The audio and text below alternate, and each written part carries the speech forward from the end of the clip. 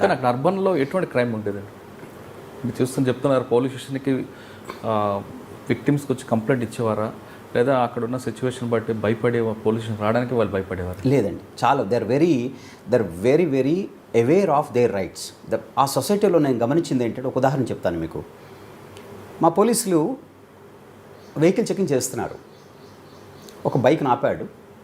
ఆపి నువ్వు తాగున్నావు అన్నాడు అనమాట ద డ్రైవర్ని. ఎస్, కొంచెం తాగాను. ట్రైబల్ సొసైటీలో తీసుకోవడం లేదు, లిక్కర్ అనేది is a part of their culture and brought up అండి. ఏమైందంటే ఆల్టర్కేషన్ జరిగింది. మావాడు ఏం చేశాడంటే ఆగి చంపదెబ్బ కొట్టాడు వాడు. యూనిఫామ్ పోలీస్ స్టేషన్ తీసుకెళ్ళిపోయి మెడికల్ చేయించేసి, oh is drunk and driving ప్రకారంగా 500 రూపాయలు ఫైను అని చెప్పి అయిపోయింది. నెక్స్ట్ డే వాళ్ళ ఫాదర్ వచ్చారు పోలీస్ స్టేషన్కి. వచ్చి మావాడు తాగిన మాట నిజం, మీరు మెడికల్ చేయించిన మాట నిజం, 500 రూపాయలు ఫైన్ కట్టమన్నారు, కడుతున్నాను. బాగుంది కదా ఇంతవరకు?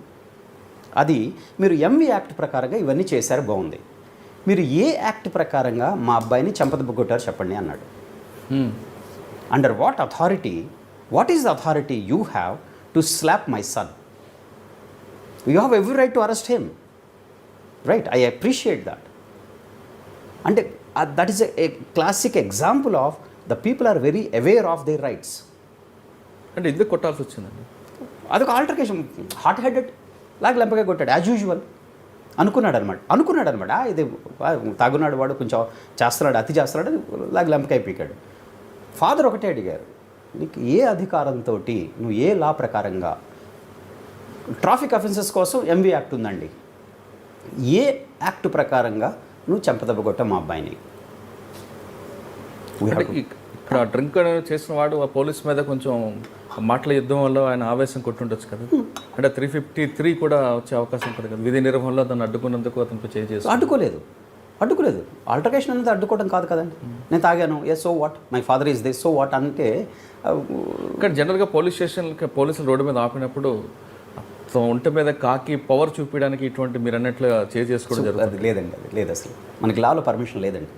No, even to abuse. వాళ్ళు పోలీసులు అనగానే అంటే ఎస్పీ స్థాయి కాకుండా కింద స్థాయిలో బయట ఎవరైనా సామాన్యుడు కనబడితే ఆ మాట తీరులోనే వాళ్ళకి అధికారం ఉంటుందా, లేదంటే ఆ ఒంటి మీద బట్టలు ఇస్తుందా? అధికారం లేదండి. ఒకటి ఏంటంటే, నేను ఎప్పుడైతే ఒక చెంపదెబ్బ కొట్టి, ఒక తిట్టి, అరిచి, అయినా నాకేం కాదు అన్న భావన నాలో ఉన్నంత వరకు నేను ఇది చేస్తూనే ఉంటాను. పోలీసులో మిమ్మల్ని ఒరేయ్ ఇటు రారా అన్న ఇన్సల్టింగ్గా మాట్లాడే అధికారం పోలీసుకి లేదండి, లాలో లేదు. కానీ ఎందుకు సార్ చాలామంది పోలీసు ఆ విధంగా ఎందుకు చేస్తారు అంటే, I can get away with that. ఇప్పుడు మిమ్మల్ని అని యూ సే దట్, అరే వీడితో ఎందుకురా బాబు, నువ్వు వెళ్ళిపోతారు మీరు. కానీ యూ ఇన్సిస్ట్, దేని ప్రకారంగా మీరు నన్ను అబ్యూస్ చేశారు చెప్పండి. I'm drunk, you take me to the court, I give the fine, no problem, fine వేయండి నాకు. But why did you pull me out of my car? Why did you abused me? నన్ను ఎందుకు కొట్టారు చెప్పండి. అడగరే మన వాళ్ళు. అంటే పోలీసు అనగా భయం కాబట్టి అడగరు. పోలీసులకి అబ్యూజ్ చేసే అధికారం ఇండియన్ లాలో లేదండి. సర్దార్ వల్లభాయ్ పటేల్ ఒకటి అన్నారు అన్నమాట, వెరీ ఫేమస్ కొటేషన్ వారు ఇచ్చారు. ఏంటి అంటే, అది సర్దార్ మన నేషనల్ పోలీస్ అకాడమీలో ఉంది. అది, what ever may be the provocation, I appeal to the police of not to lose your cool. Whatever may be the provocation, in a democracy, there will be so many issues which you get provoked. Never lose cool. The moment you lose cool and compose, you cease to be a police officer. అని సర్దార్ పటేల్ మహానుభావుడు చెప్పారు. అంటే దాని అర్థం ఏమిటి? Provocation వచ్చినా సరే, ఒక డ్రంకర్డ్ ఆటో డ్రైవర్ ఉంటాడు, he started abusing, warn him, you are abusing me, I am on duty, you are liable for prosecution అని చెప్పండి. అని చెప్పకుండా మీరు వాణ్ణి తగలే లాడ్చి ఈచి కొట్టేసేస్తే ఇప్పుడేమైంది? ఐఎమ్ వెరీ హ్యాపీ అండి. మీలాంటి పెద్దలు ఏం చేస్తారు, దాన్ని సోషల్ మీడియాలో పెడుతున్నారు. I'm very happy about it. దాని వీడియో తీసి సోషల్ మీడియాలో పెట్టి వైరల్ అవుతుంది అనమాట. అది ఇప్పుడు ఏమైంది, ఆ ఆటో డ్రైవర్ తప్పు పక్కకు వెళ్ళి జరిగిపోయింది.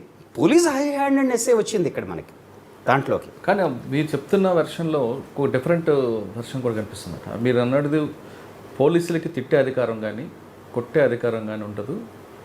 యాజ్ పర్ లా ప్రకారం ఏం జరగాలో చేసే నేరాన్ని తగ్గట్టు శిక్ష వేయాలంటారు. కానిస్టేబుల్ దగ్గర నుంచి హోంగార్డ్ నుంచి కానిస్టేబుల్, హెడ్ కానిస్టేబుల్ అవ్వచ్చు, ఎస్ఐ అవ్వచ్చు, సిఏ అవ్వచ్చు, డిఎస్పీ, ఈ క్యాడర్ వరకే డైరెక్ట్గా పబ్లిక్తో ఇంటరాక్ట్ అవుతారు. వాళ్ళు పోలీసులు ఎవరైనా పబ్లిక్ ఉంటే వాళ్ళని తిట్టడం, మ్యాన్ హ్యాండ్లింగ్ ఉంటాయి. అంటే వాళ్ళ వెర్షన్లో డిఫరెంట్ కనిపిస్తుంది. అంటే మేము ఫస్ట్ 2, 3, 4 వరకు మేము బాగానే మాట్లాడతాం. ఇంకా మమ్మల్ని ఇరిటేట్ చేస్తున్న కొద్ది ఇంకా మేము లాస్ట్కి తిట్టడం కానీ కొట్టడం కానీ చేయాల్సి వస్తుంది. అది ఎంతవరకు కరెక్ట్? తిట్టకూడదు, కొట్టకూడదండి. కానీ పబ్లిక్ నుంచి బాగా వాళ్ళు ఇరిటేషన్ చేస్తుంటారు. చేయొచ్చు. లాస్ట్ వరకు చేస్తున్నప్పుడు ఇంక మరి మా పేషెన్స్ పోతుంది అంటారు. పోకూడదు. The moment you lose your patience, ఈ యూనిఫామ్ వేసుకున్న తర్వాత మీకు అబ్సల్యూట్ సెల్ఫ్ రిస్ట్రెయిన్ ఉండాలి. మీకు ఇమేజ్ ఇప్పుడు ఒక 1000 మంది పోలీసులకి, 1000 మంది పబ్లిక్కి ఒక కానిస్టేబుల్ ఉంటాడు. మన రేషియో తీసుకుంటే మీకు ఇండియాలో ఒక కానిస్టేబుల్ దాదాపుగా 800 మంది పబ్లిక్కి మీరు రేషియో తీసుకుంటే అలా ఉంటుంది. అంటే ఏమిటి, 800 మందికి లో క్రిమినల్ ఒకడో ఇద్దరు ఉంటారు.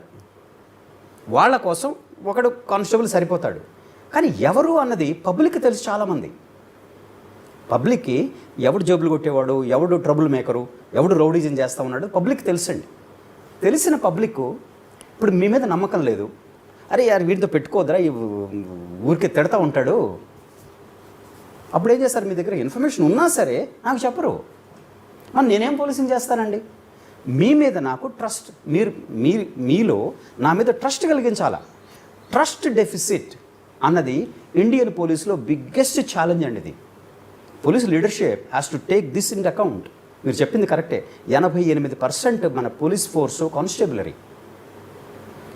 కానిస్టేబుల్స్ ఏమనుకుంటాం, నాకు జాబ్ వచ్చింది, ఓ యూనిఫామ్ వేసుకుంటే నేను దందా నడిపించవచ్చు, చేయొచ్చు అనుకుంటాడనమాట. ఆ మైండ్ సెట్ని ట్రైనింగ్లో దాన్ని తీసేసి you are a public servant అన్నది నేర్పించడం అన్నది, దాన్ని ఎన్ష్యూర్ చేయడం అనేది పోలీస్ బాధ్యత. ట్రైనింగ్ జరగకపోవడం వల్ల ఇటువంటి ఇన్సిడెంట్ వస్తుంది అనుకుంటారు. ట్రైనింగ్ మళ్ళీ ఒకసారి 40 ఇప్పుడు మాకు ఎలా ఉంటుందండి, ఇండక్షన్ ట్రైనింగ్ ఒకటి మొదట్లో ఉంటుంది, అది సరిపోదండి. జరిగిన ప్రతి ఇన్సిడెంట్ని ఇప్పుడు ఎవరైనా సరే వాళ్ళ బ్యాక్గ్రౌండ్ కాకుండా ఒక పబ్లిక్ వచ్చి ఈ సబ్ ఇన్స్పెక్టరు లేకపోతే ఇతను నన్ను తిట్టాడు అన్నది ఫీడ్బ్యాక్ నాకు, దాన్ని నేను డాక్యుమెంట్లో నేను పెట్టుకుంటాను. అది నిజమా, ఎందుకు తిట్టాడు, అతన్ని పిలిచి పోలీస్కి అక్కడ ట్రైనింగ్ ఇవ్వాలి. మీరు చెప్పింది కరెక్టే. నేను చాలా ఓర్చుకున్నాను సార్, ఇంకా సహనం చచ్చిపోయింది, లాగి పీకాను అంటాడు. నో, అప్పుడు ఏంటంటే నువ్వు సహనం ఎందుకు పోయింది, నీకు ఇంపేషెంట్ ఎందుకు అయ్యావు అంటే 12 గంటలు డ్యూటీలో ఉంటే 14 గంటలు, కొన్ని చోట్ల విఐపి బందోబస్తు అని వేస్తారండి. విఐపి విజిట్ ఏమో 12 గంటలకు 1 గంటకు ఉంటే ఉదయం 6 గంటల నుంచి కానిస్టేబుల్స్ రోడ్డు మీద ఉంటారు, మీరు చూసే ఉంటారు. పాపం నీళ్లు ఉండవు, బాత్రూమ్ ఫెసిలిటీ ఉండదు, తిండి ఉండదు, కూర్చోడానికి బెంచ్ ఉండదు, అలా పడుంటాడు అంతే కదా. అటువంటప్పుడు ఏ చిన్న ఇష్యూ జరిగినా సరే వీడు ఇరిటేట్ అయిపోతూ ఉంటాడు. అది సహజం. అది ఇవన్నీ కూడా ఏంటంటే సిస్టంలో వచ్చినటువంటి ఫాల్ట్స్ మనకి. కానీ కొంతమంది డీజీలు ఈ ఇష్యూస్ని చాలా క్షుణ్ణంగా పరిశీలించి దాంట్లో చాలా కరెక్షన్స్ తీసుకొచ్చారండి.